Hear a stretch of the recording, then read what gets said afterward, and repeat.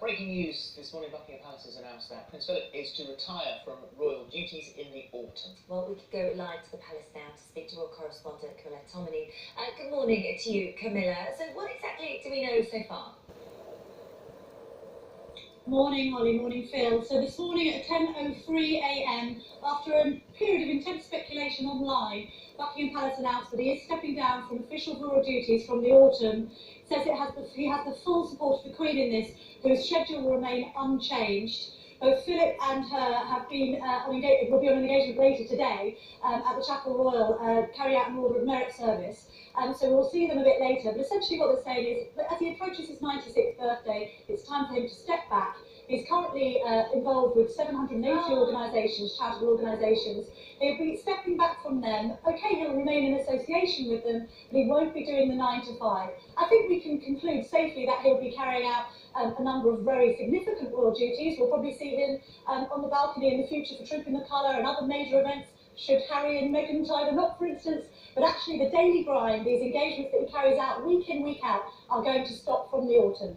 It seemed very dramatic and very unusual that the news broke in the middle of the night and that all the royal staff from all the royal residences were called to London, and it's sort of understandable that social media got the wrong end of the stick, because it appeared to be an unprecedented gathering.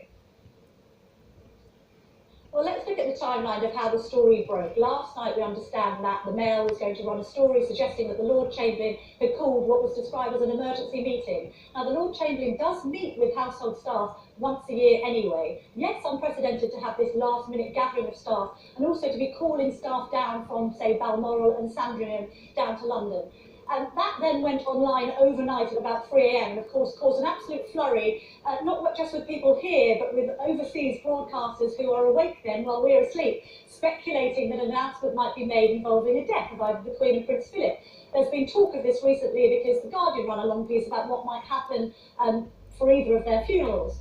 Buckingham Palace very swift to say no, both of them are alive and well, don't panic, but of course Twitter takes the story and runs with it. This morning we were briefed by Buckingham Palace that there would be a significant announcement made. The idea was that they wanted to tell staff first of all of Prince Philip's retirement, which is only natural, before of course telling the media, and that's what's happened today. But the couple will be out and about, as I said earlier. They're going to be at St James's Palace just up the road, and indeed Prince Philip, as is ever the case until autumn, has got a packed schedule of engagements. I think in May alone he's got at least 15 in the diary. Well, I was lucky enough to, with the documentary I made on the Duke of Edinburgh's awards, to spend time with him, and he exhausts those who are around him because of this boundless energy that he's got. So there was certainly, as far as we could see there, still at the age of 95, soon to be 96, a robust man. I think you can safely conclude from your dealings with him, Philip, that he is very robust both in mind and body and spirit. We saw him recently carriage riding. He still does that. Indeed, the Queen was out on her horse in Windsor very recently as well. At the age of 91, she went out a couple of days after her birthday in April. Equally, we know that they're both very busy and they like to be busy.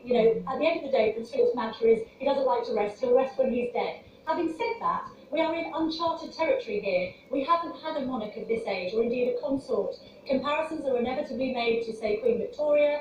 She was a decade younger than the Queen is now when she passed away. Equally, we're living in very transparent and busy times where the royals are expected to be on display and on duty very frequently. And I think people, this morning, viewers can think about it and think, goodness me, two people, 91, nearly 96, working well beyond retirement age, when the rest of us, frankly, would like to be putting up our feet and putting our slippers on, that some concessions do need to be made. Yes. Well, they celebrate their 70 years of marriage on the 20th of November, their platinum wedding anniversary, married in 1947. He has been beside her ever since. And so we're assuming then that if he retires from public duties in September, in the autumn, October, whatever precise time, I'm sure is yet to be decided. But he'll still be with her, those 2-3 steps behind, I'm assuming.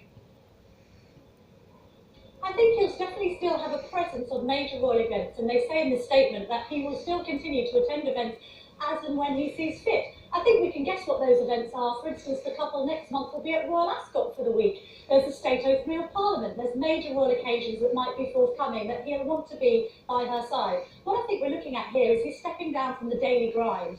I think he undertook 217 engagements last year, which, funny enough, was more than Prince Harry, William and Kate combined. They're now going to be expected to step up to the plate and replace him on some of these duties and overtake some of his patronages. We know that the Cambridges are moving down to London in the summer anyway. Prince George is starting school in September, so actually the timing's about right. Equally, although Buckingham Palace always tend to resist any notion at all of the Queen stepping back, we have a period of transition going on in the palace behind me here. They need to prepare Prince Charles and Camilla to be King and Queen, but also crucially, they need to prepare the public for that. And that's why we're seeing slowly but surely a very gradual handing over of the reins here. Well, thank you very much. Camilla, thank you very He much. certainly earned his retirement. Yeah, that is for sure. All right, well.